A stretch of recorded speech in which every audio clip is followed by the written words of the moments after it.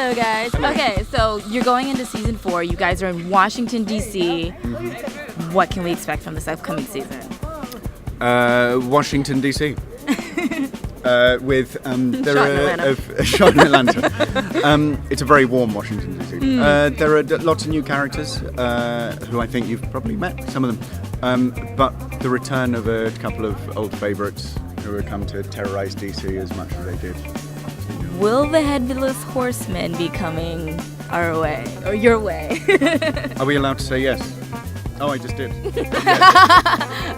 And you know, Abby Mills is obviously gone, sadly. But how do you think that'll affect the characters this coming into this season? The fact that she's gone is really the driving force behind the whole sort of season. Yeah, Our right. mission is to find the new witness because she's gone. So it's kind of, she's still very present in the show in that capacity, and she's talked about a lot. So I certainly feel that there's also it really draws Jenny and Crane together. I felt that a lot this season. Maybe you haven't. Maybe you've just been repelled. Tried to avoid it, really but tried to be infused by our scenes. Because I've just realised we're the only two left from the original. Do you feel like the last survivors, almost from the OGs, or is it nice to have new faces in? I mean, in a way, yes. It's kind of like we were always sort of these outsiders. Like Jenny kind of has always been a lone wolf, and Crane had sort of an outsider feel as well. So it's interesting that they kind of now have to rely on each other so much. Yeah, right. But we do find new support, and so I think it's kind of interesting to see these two move forward and try and still get things done. Yeah. And with all of the changes in the show, one of the things that fans really love is just the strong female characters that are present in the season. So coming in here, do you think we're going to see more of that? Yes, absolutely. Definitely.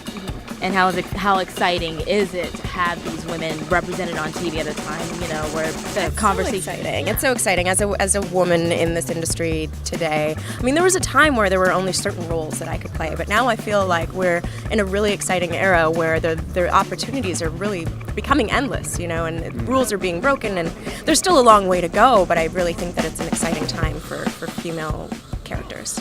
Yeah, quite. It's one of the things that first drew me to the pilot, to see that there was a very, very strong female lead, which carried on through the introduction of Jenny and all of our other female characters. And that's something that has certainly been sustained throughout. No one has been brought in as the girlfriend or the housefrau. Grace Dixon as well, strong from the 18th century. And it's really nice with our show because we have an opportunity. Crane can do 18th century mansplaining and just be knocked down by strong modern women, which I think is important in the show. I'm here with Janina and Jeremy, the new cast. Hello. Hello. So we've got some newbies to Sleepy Hollow. So can you tell me about your character? And So I will tell you this. I play Agent Diana Thomas, and she is a former Marine, now agent at the Department of Homeland Security. She's also a mother, and she is just trying to keep it all together. And we pick up in Washington, D.C., where she works, and she meets Ichabod Crane in a very strange situation. Well, there's nothing normal about it. No, there's nothing normal about it. And how does it feel to play, you know, not just a woman with a badass career, but also, you know, a mother at the same time? I've done it. It's awesome. I got a chance to be a badass, but who happens to be a mother on True Blood. Oh, that's right, Luna. Luna, yeah, exactly. But this character is a very different person. The difference in their backstory is so vast. So, but they share a few things. Just mainly like trying to do good by your kid, you know, trying to give them the best life that they can have, and keeping them safe. It's very important. Yeah. And Jeremy, you're going to be joining the cast as well. Yes, but I think my friend failed to mention she is redefining the meaning of a wildly gifted individual. The actress playing that particular role that really nice to you. was being discussed. And you would like to know about Your character. Yes, your character. I think I may end up on this show.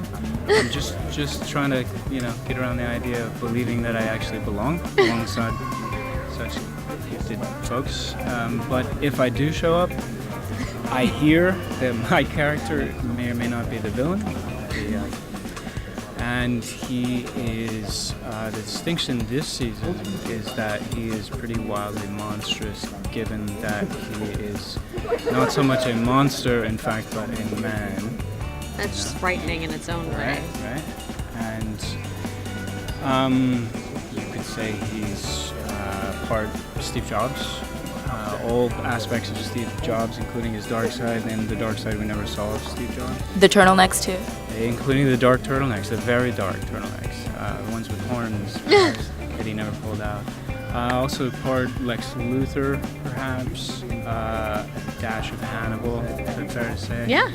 And then just kind of overall, generally speaking, your favorite corporatocracy CEO punching bag. It's a very rich, evil dude. Right. Yeah. Super rich, evil And, dude. like egregiously genius, if that makes sense. And he knows it. But that's the thing that's interesting is, though in the world of Sleepy Hollow, all the characters on the shows that we've seen thus far know how to do away with supernatural things. But what do you do when you're faced with just a man?